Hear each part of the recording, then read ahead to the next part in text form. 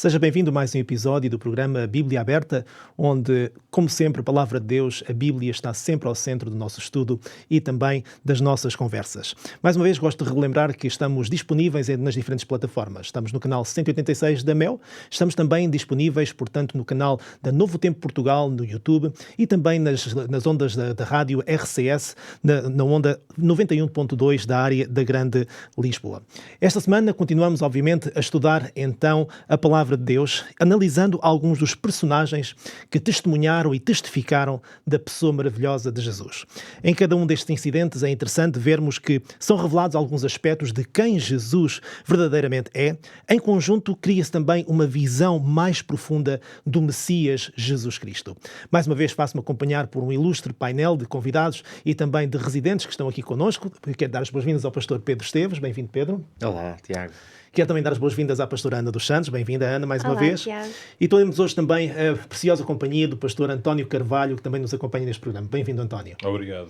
Vamos arrancar com a nossa primeira perguntinha, que vai ser já dirigida então à Ana, onde vamos continuar então neste episódio, portanto, a explorar mais testemunhos, portanto, sobre Jesus. O que tem sido interessante, como tem revelado cada vez mais sobre a pessoa de Jesus, aquilo que os seus intentos, o seu interesse na humanidade e também a sua identidade. Voltamos então a João Batista e para isso vamos ler então João capítulo 3, os versos 28 ao 36, para ver a resposta de João a dúvidas que os seus discípulos levantaram então sobre Jesus. Se calhar vamos então ler a partir do verso 28 até ao verso 36, onde nos diz então o seguinte: Vós mesmos sois testemunhas de que vos disse, eu não sou o Cristo, mas fui enviado como seu precursor. O que tem a noiva é o noivo, o amigo do noivo que está presente e o ouve, muito se regozija por causa da voz do noivo, pois esta alegria já se cumpriu em mim. Convém que ele cresça e que eu diminua. Quem vem das alturas certamente está acima de todos, quem vem da terra é terreno e fala da terra, quem veio do céu está acima de todos, e testifica o que tem visto e ouvido, contudo ninguém aceita o seu testemunho. Quem todavia lhe aceita o testemunho, por sua vez, certifica que Deus é verdadeiro. Pois o enviado de Deus fala as palavras dele, porque Deus não dá o Espírito por medida. O Pai ama ao Filho e todas as coisas tem confiado às suas mãos. Por isso, quem crê no Filho tem a vida eterna, o que todavia se mantém rebelde contra o Filho não verá a vida, mas sobre ele permanece a ira de Deus. Ana, de que forma é que estas palavras então são um dos testemunhos mais poderosos sobre a pessoa de Jesus? É muito curioso porque João volta a trazer o assunto de João Batista. E isto demonstra que a pessoa de João Batista foi, sem dúvida alguma, uma pessoa que impactou a vida do discípulo Joãozinho, porque era ainda um jovem. Exato. E ele impactou ao ponto de, quando ele escreve já na sua velhice, ele querer trazer as vivências e as histórias que teve com João Batista. E é muito curioso porque, quando nós vemos este texto que acabaste de ler, nós conseguimos observar a importância da vida de João Batista no ministério de Jesus. Porque este discurso, João vai afirmar nos primeiros versículos que nós vimos, 28 a 30, João Batista vai reafirmar aquilo que ele já tinha dito anteriormente, que ele mesmo não era o Cristo. Sim. Porque essa dúvida ainda permanecia. Porque, claro, João era uma novidade. João era algo que não era comum ver-se todos os dias e tinha uma mensagem nova.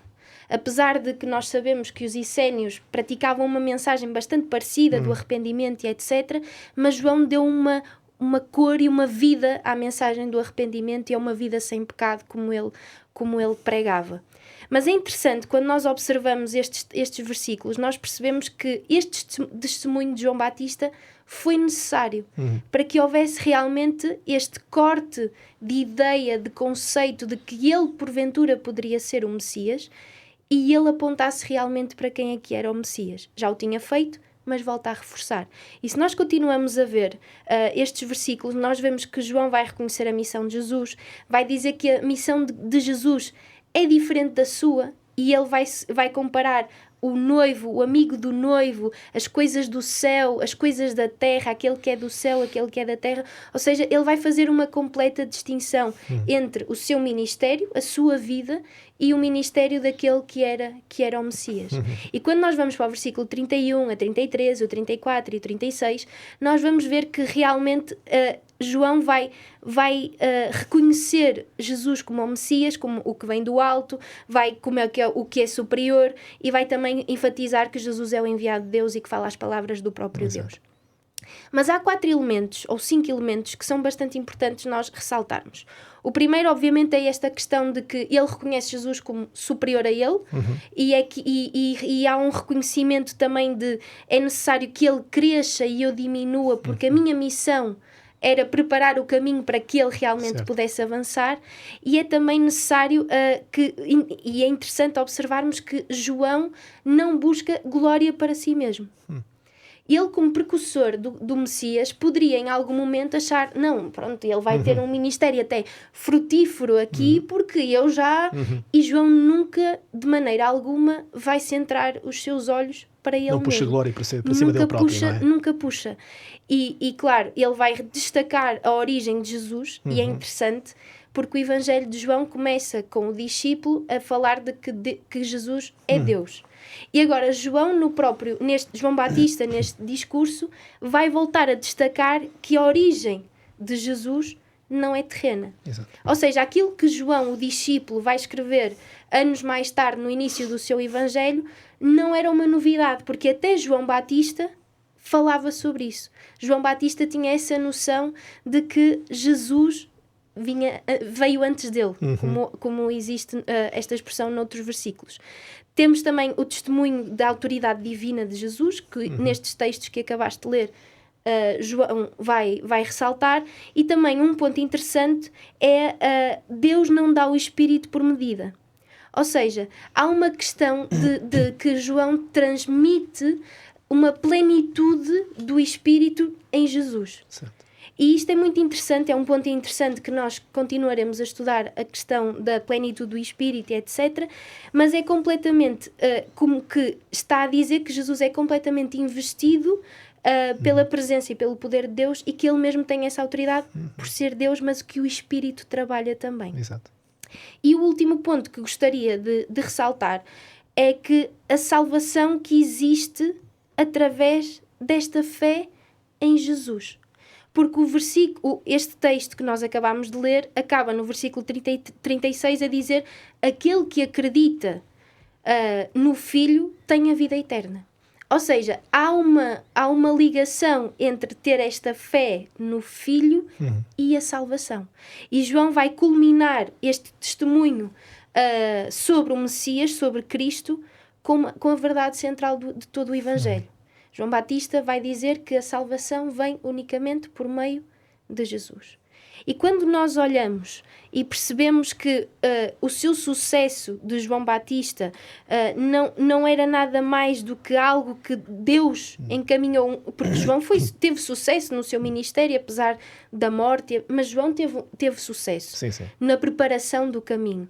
Mas ele nunca se gloriou. E no momento em que ele podia-lhe ter subido, vamos passar esta expressão, à cabeça, o facto de estar a preparar este caminho, de sentir-se uma pessoa importante, João vai fazer completamente o oposto e vai centrar os olhos e o seu discurso naquilo que é realmente importante, que é o Messias. Por isso é que este discurso é tão importante, porque para além de estar a abrir a porta para a entrada de Jesus, para o Messias, para o ministério de Cristo, está também a colocar os discípulos de João, os ouvintes de João, com os seus olhos e mente centradas naquele que está já lá. Isto revela uma grande humildade do próprio João Batista, porque nós temos que ter em consideração também o facto de que estamos a falar de 2 jovens com cerca de 30 anos, quando na verdade começam a ocupar um lugar de preeminência, mesmo na própria sociedade e tudo mais. Um rabi ou um mestre não era reconhecido como tal com esta idade, obviamente, na verdade. E o próprio João Batista era ligeiramente mais velho do que Jesus, e mesmo assim vai apontar todo o foco sobre o seu primo Jesus, não é verdade? E não se colocar nesse lugar de notoriedade, como tu disseste muito bem. Não usurpar um lugar de autoridade que na verdade Jesus tinha, não é verdade? Exatamente. Isto é extremamente importante. Muito bem. Ok, vamos passar à próxima pergunta. Pedro, passo já a bola para ti então, está bem? Dedicámos já espaço aqui, portanto, a João Batista, portanto, em 2 episódios, portanto. Mas talvez fosse interessante resumirmos aqui um pouco as ideias mais relevantes do que João disse sobre Jesus, uma vez que ele foi uma das testemunhas mais importantes sobre o próprio Messias, neste caso. Sim, e acho que vale a pena de facto olhar, provavelmente, imagino que nos próximos episódios que ainda temos pela frente, se calhar já não vamos voltar propriamente a João Batista, até porque, como dizia já em diferentes episódios aqui abordámos não apenas o personagem, mas sobretudo o que ele disse sobre Jesus, porque temos estado aqui muito centrados sobre a questão de pessoas que são testemunhas, não é? Que testificam do que ele é. E por isso é que pode ser interessante fazer aqui uma espécie de resumo. Claro que não podemos ficar no Evangelho de João só, mesmo se nós estamos centrados no nosso estudo nestes diversos temas dentro do Evangelho de João, mas para fazer aqui termos uma espécie de uma visão geral sobre o testemunho de João Batista sobre Jesus, eu encontrei aqui 5 ou 6 grandes temas que podemos resumir para perceber como as declarações de João Batista são de facto fundamentais, algumas delas, para compreender quem é Jesus. Até nesse aspecto, João cumpriu o mandato que ele próprio identificou de ele ser um preparador, o preparador do caminho. Por isso é que as suas palavras são muito importantes para compreender Jesus. Vamos a isso então. Primeira delas, Jesus é o Cordeiro de Deus. É em João, é no Evangelho de João, no capítulo 1, versículo 29, que temos essas palavras célebres, fortíssimas. Eis o Cordeiro de Deus que tira o pecado do mundo. Não é apenas uma das declarações mais importantes sobre a identidade de Jesus, é todo um tratado teológico que está aqui. Porque como nós, aliás, lembram perfeitamente, já o fizemos aqui em outros episódios, esta expressão, o Cordeiro de Deus, é evidente uma referência a todo o sistema sacrificial do Antigo Testamento. E, portanto, esta declaração é uma espécie de ponte entre uma antiga e uma nova aliança, entre uma forma religiosa e uma nova forma religiosa, entre uma estrutura de relacionamento com Deus e uma nova estrutura para se relacionar com Ele. Portanto, há muita coisa que está dentro desta declaração. Portanto, é um conceito central na teologia cristã e bíblica, esta declaração.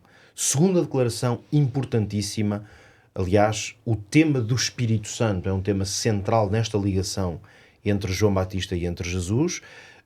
Mateus 3,11, João Batista disse o seguinte: eu vos batizo com água para arrependimento, mas aquele que vem depois de mim é mais poderoso do que eu. Ele vos batizará com o Espírito Santo e com fogo. Muito interessante esta dupla expressão, porque aponta para esta ideia de que o batismo que Jesus traria, ele é mais profundo e tem um alcance maior. E esse alcance tem a ver com a pessoa do Espírito Santo. Podemos dizer mesmo que, biblicamente, é absolutamente correto dizer que o que distingue essencialmente o batismo de João e o batismo de Jesus é o Espírito Santo. Isto tanto é verdade que em Atos, como se recordam seguramente, há uma história, eu acho fascinante, é uma história que eu gosto muito de falar sobre ela, por isso aproveito aqui para relembrar, é uma história na qual o apóstolo Paulo vai encontrar um grupo de homens, vai conversar com eles, eles dizem-lhe que são batizados, conhecem Jesus, aceitaram Jesus. E Paulo pergunta-lhes, quase como num voto batismal, quase, não é? E vocês conhecem o Espírito Santo? E a resposta deles é, nós nem ouvimos o que é isso do Espírito Santo.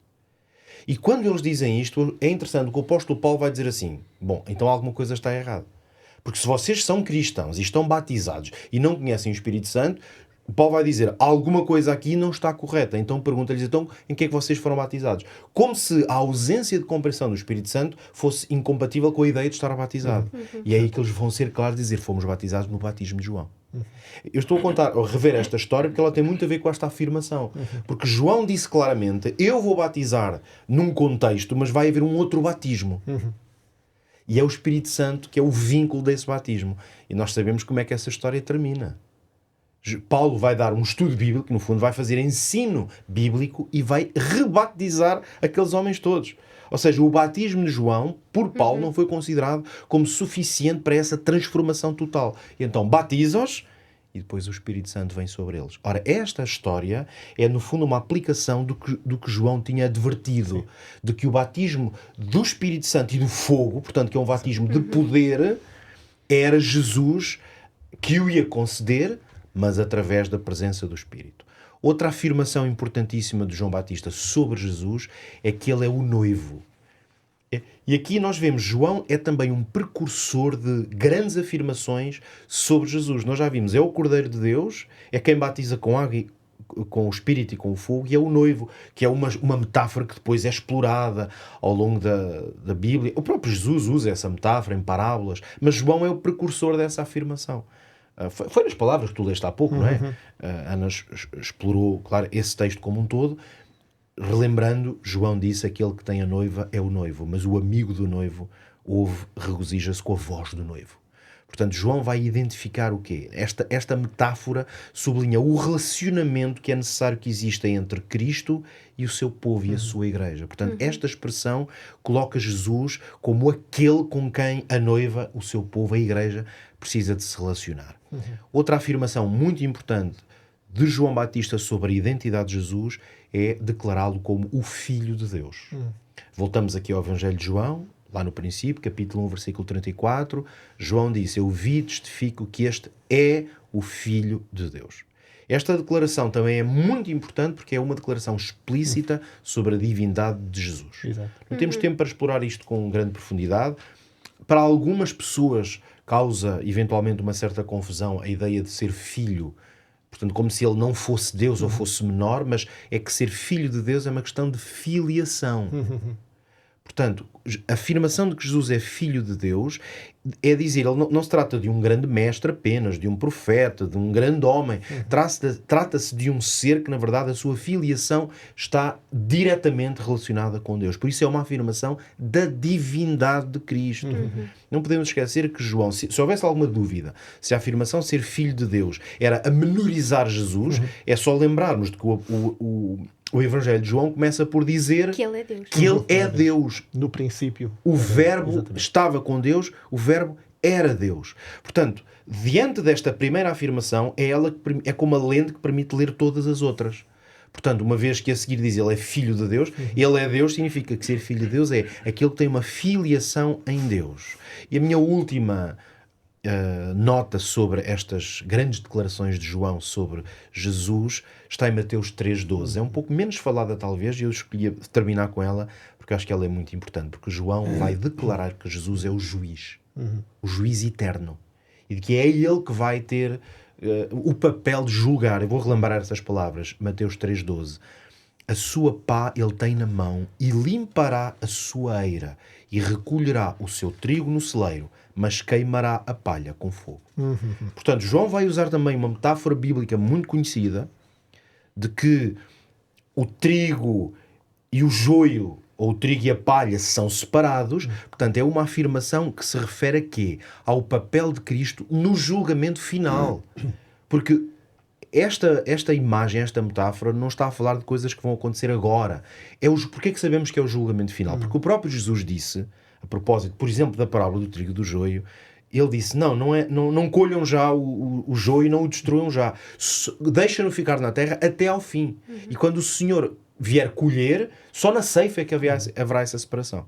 Portanto, quando João diz que ele vai recolher o trigo no celeiro e queimar a palha para o fogo, é uma declaração de que Jesus vai ser o responsável por esse julgamento final. Portanto, são tremendas declarações que João faz sobre Jesus. E algumas destas declarações, Pedro, foram elas que criaram tanta controvérsia em volta da própria identidade de Jesus. Esta filiação que tu falaste muito bem, a questão do juiz, e provavelmente João foi o primeiro que, durante a vida de Jesus, a vida terrena de Jesus, que declarou de forma tão aberta e tão explícita a divindade do próprio, estes atributos divinos de Jesus. Isso é quase um precursor de um anúncio sobre a divindade, mas mais sobre a identidade de Jesus. Muito bem, muito bem. António, vamos até ao capítulo 6 do Evangelho de João, que nos diz que, depois de um discurso de Jesus, muitos dos que o seguiam o abandonaram. E eles abandonaram tendo uma frase muito interessante. Isto, portanto, encontramos em João capítulo 6, no verso 60, onde nos diz que muitos dos seus discípulos, tendo ouvido tais palavras, portanto, da parte de Jesus, disseram: duro é este discurso, quem o pode ouvir? Ora bem, afinal, o que é que foi assim tão difícil neste discurso de Jesus? E António, o que é que nós podemos aprender ainda hoje, portanto, com este episódio? Ora, muito bem, antes de mais, quero saudar os meus colegas de painel aqui e agradecer o convite que me foi endereçado. Ora, muito bem, é natural no ser humano criar expectativas acerca das coisas. E certamente aqueles discípulos que seguiam a Jesus, que vendo nele um mestre interessante e na expectativa de aprenderem, terem uma experiência realmente espiritual interessante, tinham as suas expectativas, obviamente, tinham as suas concepções acerca de quem Jesus era e acerca daquilo que eles próprios pretendiam receber desse mestre que eles começaram a seguir. Só que aconteceu com muita frequência, o que é perfeitamente normal no ser humano, que as expectativas, que as noções que cada um cria e vai desenvolvendo na sua mente, muitas vezes não correspondem à realidade. E Jesus não quis de forma alguma ter discípulos enganados nas suas expectativas. Isso era completamente contra aquilo que é a própria essência de Deus. Deus, de modo algum, pode compactuar com o engano ou alimentar o engano. De modo que chegou um momento em que Jesus teve que realmente tentar ajudá-los a compreender o que era realmente o Evangelho e quem ele era realmente e em que é que consistia a sua missão. E ao fazer, digamos assim, esse passo de aprofundamento da realidade espiritual, de quem ele era, do que era a sua missão, do que era a própria mensagem do Evangelho, houve ali um choque com aquilo que eram as concepções que eles tinham desenvolvido. Aliás, isto tem a ver, com a própria, não só com a identidade de Jesus, desde logo, como Messias, mas também a própria natureza do Messias, a própria natureza do reino messiânico, a própria natureza daquilo que era a mensagem que Israel deveria receber da parte de Deus. E o discurso de Jesus realmente foi duro. Aliás, eles dizem claramente que essa foi a razão pela qual muitos abandonaram a Jesus, não é? Porque o discurso realmente não coincidia basicamente em coisa nenhuma com aquilo que eram as expectativas que eles tinham. Quando Jesus começa a mostrar que não é aquele Messias glorioso que eles esperavam, que não é o libertador político, nacionalista que eles pretendiam que ele fosse, claro que isso fez com que houvesse algum desânimo da parte de muitos deles e isso despolutou realmente esta separação. Isto é uma grande lição espiritual para nós. Nós hoje também podemos desenvolver em nós concepções muito próprias acerca da mensagem cristã, acerca de quem é Deus, acerca do que deve ser a nossa vida enquanto cristãos. Agora, a questão de fundo é esta, é que será que as nossas concepções, as nossas ideias coincidem realmente com aquilo que deve ser o cristianismo, com aquilo que é a mensagem, com aquilo que é a vontade revelada por Deus nos Evangelhos, nomeadamente através da pessoa de Jesus Cristo? Esta é uma grande questão. Claro. E eu pergunto-me quantas pessoas, quando são confrontadas com a realidade dos factos, não ficam também decepcionadas? Quantas não reagem da mesma maneira, dizendo, bom, mas se isto é o cristianismo, ou se isto é a vontade de Deus, está tão longe, é tão diferente daquilo que eu pensava que era, ou daquilo que eu gostaria que fosse, e se afastam. Não é por acaso que nós temos tantos cristãos não praticantes. O que é uma incoerência de fundo. Certo. Como é que um cristão pode ser não praticante? É verdade. Ser cristão significa estar em ação. Significa ter um envolvimento pessoal, direto, profundo com Cristo e com a sua mensagem. Mas para isso é fundamental que nós tenhamos uma noção correta de quem realmente Jesus é e daquilo que é a sua mensagem, daquilo que são os desafios da fé. Exato. Porque de outra forma, mais cedo ou mais tarde, vamos desiludir-nos e se calhar vamos fraquejar, como estes discípulos também fraquejaram. Exatamente. Agora, para nós sabermos quem Jesus é e para nós sabermos o que é realmente a mensagem, o que é a vontade de Deus para nós, temos que partir à descoberta de Jesus. Temos que partir à descoberta da palavra sagrada. Exatamente. Porque é através de Jesus, é através da palavra sagrada que nós podemos fazer essa descoberta e corrigir as concepções que nós temos, que eventualmente podem ser equivocadas. Espero que não sejam, mas admito essa possibilidade. Aliás, ela é histórica, ela está nos Evangelhos, não é?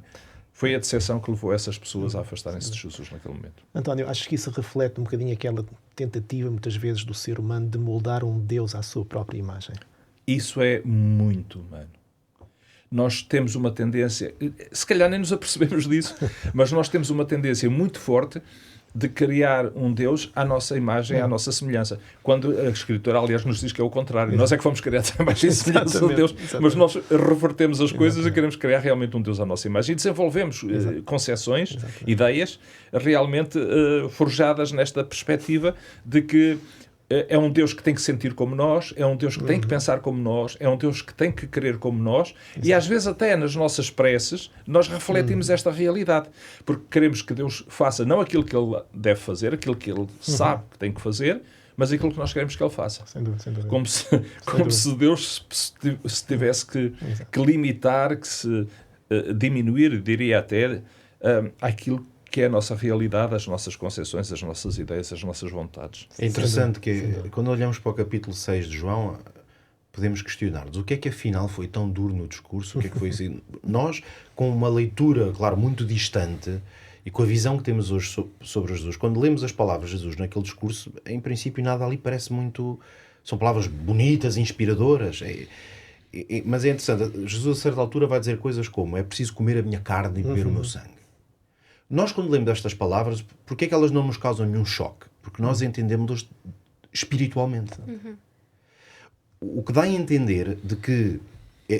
o António falava da questão das expectativas, mas é uma leitura carnal e não espiritual. Exato.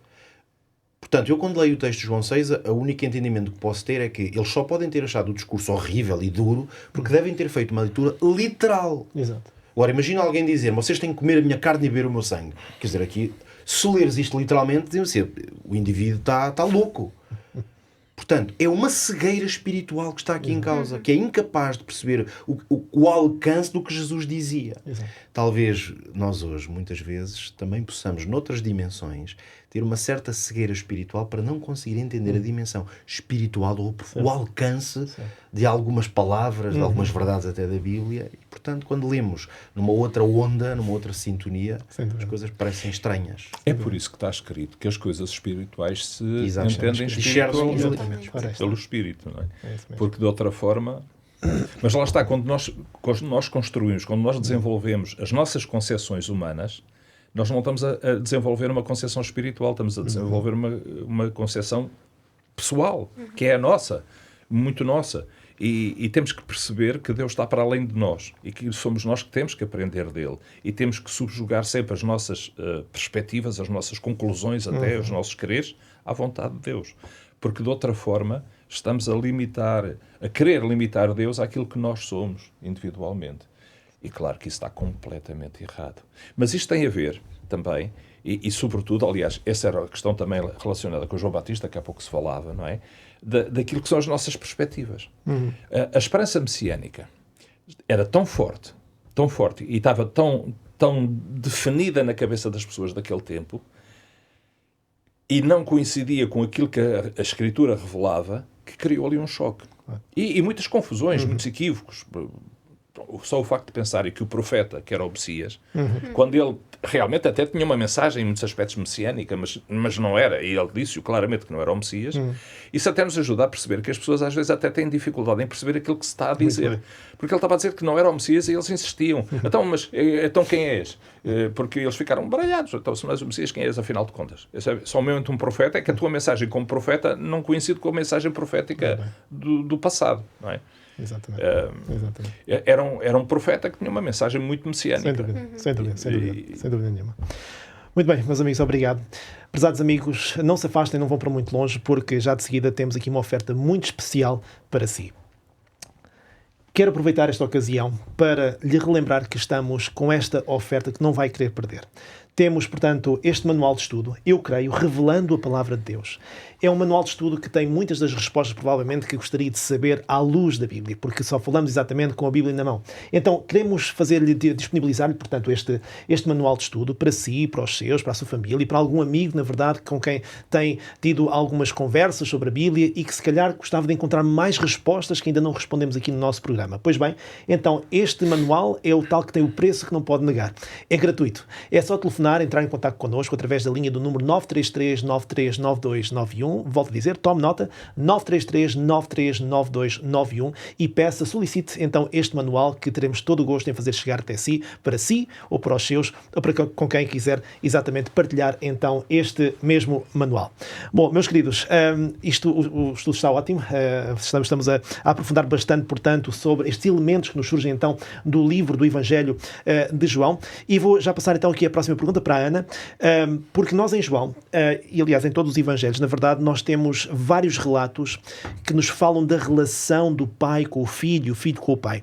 Ana, podes ajudar-nos a ver aqui mais alguns exemplos, talvez, desses testemunhos e explicar-nos também, talvez, como é que eles são tão essenciais para compreendermos, acima de tudo, a missão de Jesus nesta terra?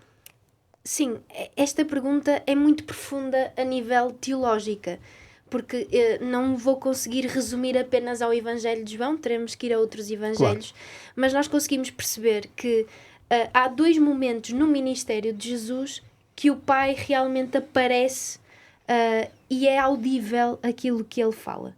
Nós vemos em Mateus, no batismo de Jesus, em que o Pai fala, e aí nós percebemos que existe, não é que houvesse alguma dúvida, mas aí Deus declara realmente o aspecto messiânico, que já estava mais do que declarado, mas agora o Pai vai realmente pôr um carimbo sobre este aspecto messiânico, apesar, volto a repetir, que já estava mais do que carimbado, no batismo, quando ele diz: "Este é o meu filho amado em quem me comprazo". E também depois na transfiguração, que nós podemos ver em Mateus 17 e noutros evangelhos, quando ele volta a referir esta questão de que Jesus é realmente o seu filho amado. Estes são os dois momentos em que o pai aparece e estabelece uma relação audível com o filho. Mas nós podemos ver que ao longo dos evangelhos, essencialmente nos evangelhos, mas também no Evangelho de João em particular, que existe uma relação e testemunho dessa relação entre Jesus e o Pai. O Pedro falou há pouco desta concepção do filho e do pai, que é uma questão de filiação, é uma questão de nós também, seres humanos, entendermos um pouco mais fácil a questão da divindade, porque nós estamos a entrar num aspecto que é até bastante difícil às vezes de compreender e que nós temos que exercer a nossa fé e estudarmos a Bíblia para conseguirmos chegar a conclusões sobre este aspecto. E é interessante porque nós percebemos que existe, sem dúvida alguma, uma relação entre o pai, o filho e o pai ao longo dos evangelhos, quando nós vemos, por exemplo, em Mateus 28, que Jesus está a falar de que toda a autoridade me é dada, ou seja, a autoridade é dada pelo Pai, ou seja, há um vínculo relacional que é estabelecido. Na oração sacerdotal, uma das orações que nós iremos estudar ao longo dos próximos episódios, nós vemos que Jesus aqui vai claramente falar da união entre ele e o Pai. E vai estabelecer, uma vez mais, esse vínculo relacional e um vínculo também que mostra que Cristo foi enviado pelo Pai. E daí uma dependência ao longo do seu ministério, ao longo da sua vida, constantemente ao Pai. E é interessante também porque o relacionamento entre o pai e o filho, durante a missão em João 5, que nós já abordámos bastante, nós podemos compreender que, por exemplo, no versículo 19, vai dizer: o filho nada pode fazer por si mesmo, ele só pode fazer o que vê o pai fazer, porque tudo o que o pai faz, o filho também faz. Ou seja, Jesus continua a afirmar que o pai lhe dá essa autoridade e que a sua missão está baseada unicamente no envio e na vontade do Pai.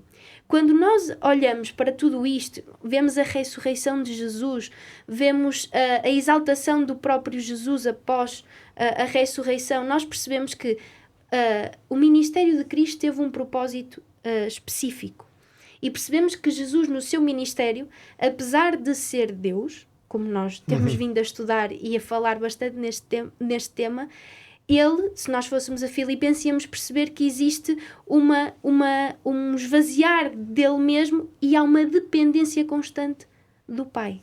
O Pai é quem controla no bom sentido, o Pai é a vontade que está de Jesus, é a vontade do Pai. Cristo nunca quer tomar uma iniciativa se o Pai não estiver não estivesse de Exato, acordo. exato. E isto é interessante, porque os testemunhos que nós vemos da unidade, os testemunhos que nós vemos da missão, os testemunhos que nós vemos até dos sinais, que abordaremos também noutros episódios, a questão dos sinais, tudo isso é feito porque existe este vínculo, esta relação, esta intimidade entre o Pai e o Filho e o Pai. E Jesus, e é muito interessante porque Jesus nunca, na sua missão, Jesus nunca quis fazer, como é que eu posso dizer isto? Na sua missão, cá na Terra, Jesus nunca quis ele mesmo trazer a sua vontade por em cima da vontade do Pai. Exato. Porque a missão de Cristo foi uma extensão do amor e da vontade do Pai. E Jesus é muito interessante porque era necessário que Cristo estivesse cá, que Cristo viesse, para que houvesse um pleno entendimento daquilo que era realmente a vontade do Pai. Porque ao longo do tempo essa vontade ficou estranha, ficou misturada com a vontade humana e chegamos a conceitos, ideias, chegamos a até mesmo teologias que baralharam a vontade real do Pai. Exato. E então quando Jesus vem, apresenta a sua missão, apresenta o amor, apresenta aquilo que realmente é a vontade, o querer, o desejo do Pai, há uma nova perspectiva, que não era nova, mas há um novo entendimento sobre aquilo que é o Pai. Exato. Por isso, quando nós olhamos para esta união perfeita que Jesus demonstrou entre o Pai e Ele, nós percebemos que a obra de Jesus não é meramente humana, que é uma obra que está totalmente dependente da agência divina e que através desta obra o Pai conseguiu reconciliar consigo o mundo. Exatamente. Através de Jesus, como o apóstolo Paulo depois dirá. Exatamente. Obrigado, Ana. Na verdade, nós vemos aqui como isto que Ana acaba por nos dizer que são declarações que revelam não apenas a identidade de Jesus e a missão de Jesus, mas também o caráter do próprio Pai e o interesse que ele tem na nossa salvação. Na verdade, esta cooperação entre Pai, Filho e Espírito Santo em prol da própria humanidade caída. Muito bem, Pedro, vamos até ao capítulo 7 agora, de João, onde temos um momento que é bastante interessante, é raro, em que Jesus dá um testemunho de si mesmo e isto vai provocar algumas reações, não é? Vamos ver esse relato. Nós encontramos, portanto, em João capítulo 7, nos versos 37 e 38 e depois vamos passar aos versos 40 e até ao verso 44. Portanto, vamos começar com os versos 37 e 38 no capítulo 7, onde nos diz então o seguinte, portanto, mais uma vez, capítulo 7 de João, versos 37 e 38, diz o seguinte: No último dia, o grande dia da festa, levantou-se Jesus e exclamou: Se alguém tem sede, venha a mim e beba. Quem crer em mim, como diz a Escritura, do seu interior fluirão rios de água viva. Saltando então para os versos 40 até ao verso 44, diz-nos: Então os que dentre o povo tinham ouvido estas palavras diziam: Este é verdadeiramente o profeta. Outros diziam: Ele é o Cristo. Outros, porém, perguntavam: Porventura o Cristo virá da Galileia? Não diz a Escritura que o Cristo vem da descendência de Davi e da aldeia de Belém, de onde era Davi? Assim houve uma dissensão entre o povo por causa dele. Alguns dentre eles queriam prendê-lo, mas ninguém lhe pôs as mãos. Pedro, então, Jesus, nesta ocasião, será que ele foi pouco humilde ao falar desta forma sobre si mesmo? Foi isso que acabou por irritar então estes líderes judaicos? Ou temos aqui mais alguma coisa para ver? Seguramente que é mais do que uma falta de humildade. Com certeza. É mais uma vez, e há pouco comentávamos isso sobre aquelas afirmações de Jesus no capítulo 6, e eu acho que aqui repete-se o mesmo padrão. Jesus diz aqui uma frase, faz uma afirmação. Hoje, com certeza, nós lemos isto não só é maravilhoso, como é belo a maneira como está escrito. Se alguém tem sede, venha a mim e beba. Isto é um convite que nos inspira. E depois aquela ideia dos que vierem vão fluir rios de água viva. Isto é poesia para já, na formulação, porque Jesus era um homem de facto uma capacidade de dizer palavras simples e belas, profundas ao mesmo tempo, mas muito cheias de metáforas. Portanto, por isso é que há muita poesia na palavra de Jesus. Há beleza, quase que espanta como é que vai haver dissensão entre as pessoas ao ponto de muitos queriam prendê-lo. Exato. Depois dele dizer: se alguém tiver sede, venha e beba. De facto, a pergunta em tese, pode colocar-se como tu colocaste. Quer dizer, será que Jesus foi arrogante? E, portanto, cria dissensão porque ele diz: eu agora sou a vossa água, não é? Venham e bebam. Há aqui algumas considerações que eu acho que é muito importante ou que são muito interessantes serem feitas. A primeira é que, com muita facilidade, a autoridade pode ser confundida com arrogância. Isto é uma verdade. Há sinais, obviamente, que distinguem uma coisa da outra. E não há nenhuma dúvida que Jesus sempre falou com autoridade. Temos até muitas expressões nos Evangelhos de pessoas que reconheciam essa autoridade. Alguns até que não queriam, mas tinham que reconhecer. De onde é que vem esta... Porquê é que ele fala assim? De onde é que vem esta força? Lembramos daquele episódio, não é, em que alguns destes líderes e fariseus enviaram alguém para ver se o apanhavam e eles tentaram fazer umas perguntas e depois quando chegaram e a mensagem, olha, nós nunca ouvimos ninguém falar assim.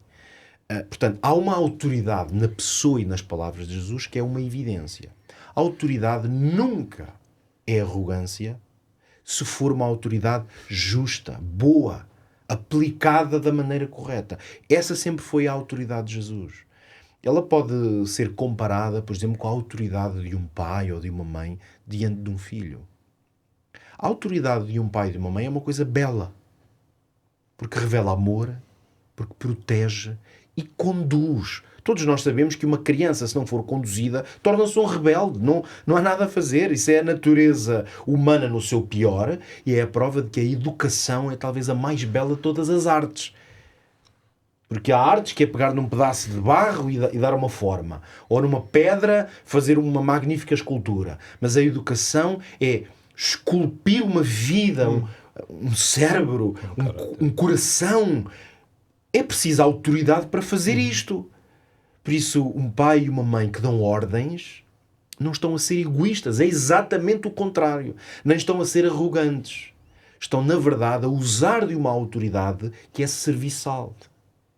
Que é para o bem do outro, não para o meu bem. Porque se eu quisesse apenas o meu bem, não tinha filhos. Pronto, e aí já não tinha problemas nenhuns de ter que educar alguém e estar preocupado com a educação. Portanto, há uma absoluta empatia e altruísmo quando eu exerço a autoridade para o bem do outro. Por isso é que a paternidade é um dos melhores exemplos desta autoridade que não tem interesse próprio. Ora, o que nós encontramos aqui é precisamente esta ideia de que as afirmações claras de Jesus sobre quem ele é e sobre as suas intenções são o exercício de uma autoridade altruísta, uma autoridade boa, positiva, para o bem do outro. Mas quando o outro não quer autoridade sobre si, isso gera conflito. Por isso, às vezes, usando a metáfora aqui, a imagem, em casa nós também temos muitos conflitos com os nossos filhos, especialmente em certas fases da sua vida. Porquê? Porque muitas vezes eles não querem reconhecer o bem que está nessa autoridade.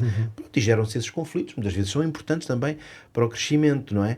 Mas o que é que nós temos nesta declaração de Jesus? Eu tenho água que pode jorrar e fluir em vós para a vida eterna. Ou quem tem sede, venha a mim e beba. Isto é uma oferta, na verdade. É uma oferta graciosa. Há graça aqui. É uma oferta universal. Talvez uma outra metáfora ainda que podíamos usar é a seguinte. Se eu estiver, por exemplo, a viver uma dificuldade financeira, e estou num momento mesmo muito difícil da minha vida, com algum problema que se abateu na minha família, eu estou a viver um momento terrível. Agora vamos imaginar que eu tenho um bom amigo, uma pessoa em quem eu confio, um grande amigo, que é uma pessoa muito abastada financeiramente. E esse amigo sabe que eu estou a viver um drama financeiro económico na minha vida. E agora esse amigo vem ter comigo e diz-me assim, olha, somos amigos, tu sabes que eu quero o teu bem, graças a Deus eu tenho posses e posso ajudar-te. E essa pessoa vai dizer, olha, vem e eu vou-te ajudar. Eu posso resolver a tua situação. A pergunta é, esta pessoa está a ser arrogante e a dizer, olha, tu és um pobre, eu sou um rico, vou-te ajudar. Este amigo está a ser arrogante ou está a usar da autoridade, neste caso é a autoridade financeira, para me ajudar e para fazer o bem. Cá está. A autoridade em si mesma, portanto, o poder, é uma coisa que, se for usada da maneira correta, faz muito bem. É evidente que, como todos sabemos, a autoridade pode ser usada de maneira terrível. E nós temos tantos exemplos na história de como a autoridade económica, política, enfim, ou qualquer outra, até a autoridade paternal, que falávamos há pouco, há pais que abusam dos filhos de várias formas. É um uso completamente destrutivo da autoridade. Portanto, quando Jesus faz estas afirmações, é uma autoridade positiva, que quer trazer o bem. Só que ela não é aceita. Portanto, o que nós encontramos nesta história não é falta de humildade ou arrogância de Jesus, é incapacidade, que é o contrário da humildade, é quando eu não quero ser ajudado. Portanto, eu termino lembrando que a oferta de água viva faz parte de todo um imaginário que tem raízes profundas, por exemplo, no Antigo Testamento. E eu vou dar 2 exemplos. Isaías 55:1, o profeta, a falar da parte de Deus, dizia o seguinte: vós todos os que tendes sede, vinde às águas, e os que não tendes dinheiro, vinde, comprai e comei sem dinheiro e sem preço. E Jeremias 2:13 diz: porque o meu povo fez 2 maldades, a mim me deixaram o manancial de águas vivas e cavaram cisternas rotas para si que não têm águas. Então é interessante pensar que Jesus está a usar esta imagem da água viva que Deus tem, e portanto Ele, como é Deus, pode também concedê-la, e a nós cabe-nos aceitá-la. Podemos também rejeitá-la, mas ela faz muito bem. Sem dúvida. E eu acho que essa diferença que tu acabas de fazer é muito, muito importante. Permite-me dizer a diferença entre uma autoridade construtiva e uma autoridade destrutiva, sem dúvida nenhuma, que é muito importante, e vemos-la de uma forma muito prática, na verdade, de forma positiva, na pessoa maravilhosa, então, de Jesus. António, o tempo escasseia, mas quero terminar com uma perguntinha para ti também. Nós, portanto, temos vindo a estudar, portanto, o Evangelho de João, o testemunho de diversas pessoas, de grupos, não é? Sobre aquilo que dizem sobre Jesus, e sobre o que ele fez nas suas vidas em particular. Porquê é que pode ser tão importante para a fé de alguém contarmos, portanto, as coisas que Deus fez na nossa própria vida? Eu diria que isso é mesmo fundamental, porque há diversas abordagens possíveis à pessoa de Jesus e às questões da fé. Podemos ter uma abordagem muito racional, muito científica até, tentando demonstrar através de uma série de fatores, de acontecimentos, etc., que a fé realmente tem bases muito sólidas, históricas, arqueológicas, etc. Mas o mais importante que nós podemos fazer é falar acerca da nossa própria experiência de fé. Porque isso atinge patamares tão elevados, atinge níveis tão profundos, que uma mente meramente racional não consegue contrapor a isso. Eu posso-vos contar um pequeno episódio. Bom, é uma história que se conta que um dia, à noite, houve uma reunião de ateus. E os ateus entretinham-se a discursar, cada um deles, dando alegadas evidências da inexistência de Deus. E lá, naquele grupo de pessoas, estava uma pessoa com idade, mas que era crente. Mas foi lá, por curiosidade, para assistir, estava lá no meio deles e ouviu-os atentamente. Mas a dado momento não se pôde conter mais e disse: olhem, ao contrário dos prezados doutores que aqui estão a apresentar as diversas razões para não acreditarem em Deus, eu tenho que dizer que eu acredito. E toda a gente ficou a olhar para ele, ninguém esperava que alguém fosse dizer uma coisa daquelas naquele círculo de raciocínio. Não é? E ele disse: eu acredito e sei que ele existe, porque ainda esta manhã eu falei com ele. Claro que isto para uma mente racional não justifica, não demonstra coisa nenhuma. Mas tem uma força, tem um impacto. Aquilo que é a nossa experiência pessoal da fé tem um impacto tão grande que é difícil contra-argumentar. Vamos lá ver. Quando nós temos uma experiência muito marcante com Deus, de um estilo de vida que nos levava ao sofrimento, à destruição, e que depois de um encontro com Jesus nós passamos a ter uma vida completamente diferente. Quando nós temos uma doença grave e na aflição da doença nós suplicamos a Deus que nos cure, que tenha compaixão de nós e somos agraciados com essa cura.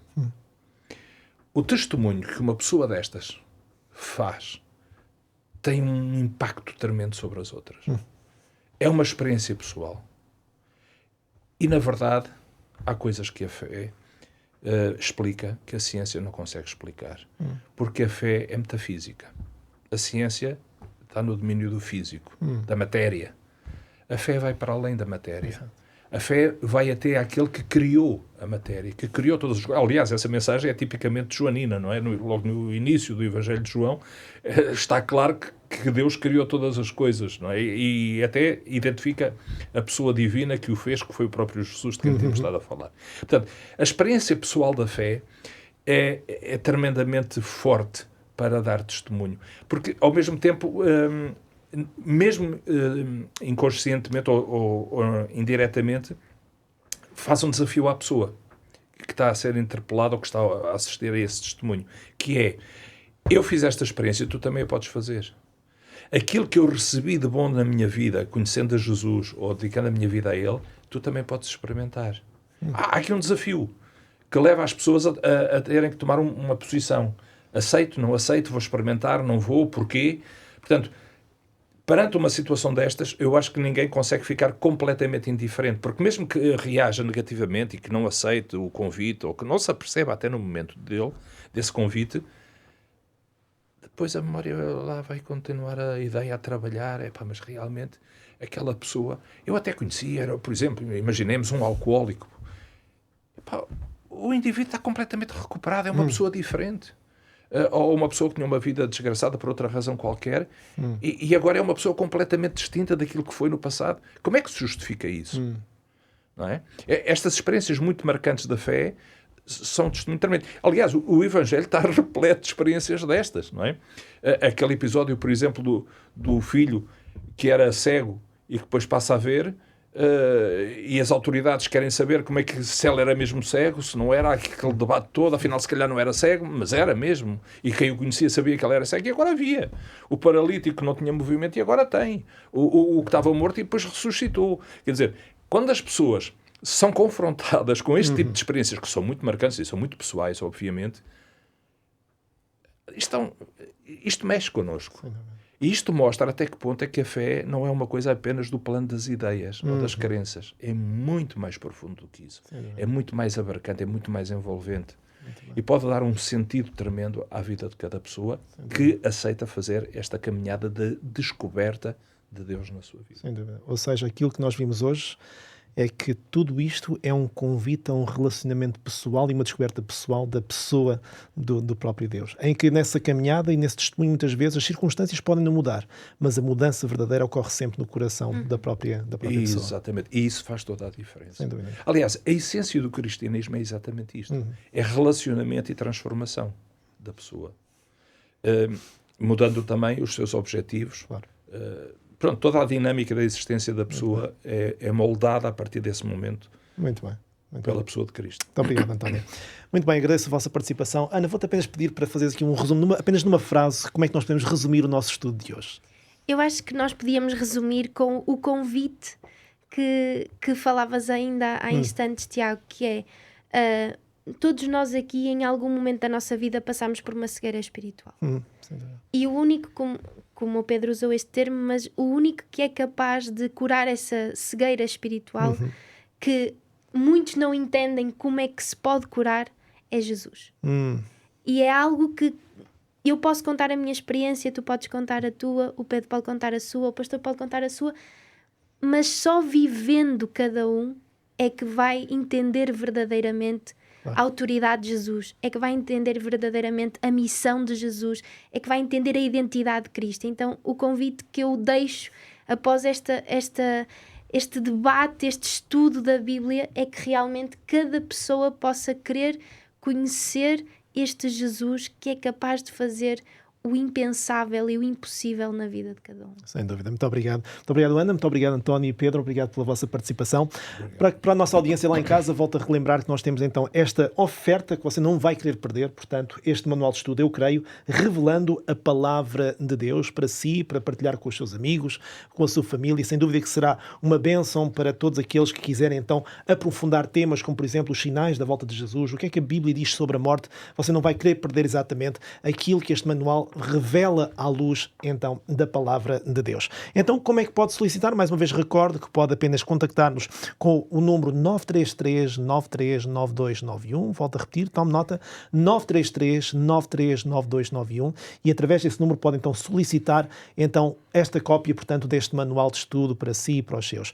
Pode também usar esse número para nos contactar, a solicitar um esclarecimento sobre uma pergunta bíblica, alguma coisa que nós não tivemos tempo de responder aqui, portanto, neste programa. Então pode contactar-nos também e teremos todo o prazer em contactá-lo também de volta com alguma resposta, com algum esclarecimento, sempre à luz da Bíblia, porque é exatamente isso que nos interessa. Por isso, quero lhe agradecer mais uma vez por continuar a seguir-nos, portanto, em mais esta temporada, neste episódio, e já sabe que temos encontro marcado no próximo episódio da Bíblia Aberta. Por isso, até lá, fique bem e que Deus o abençoe.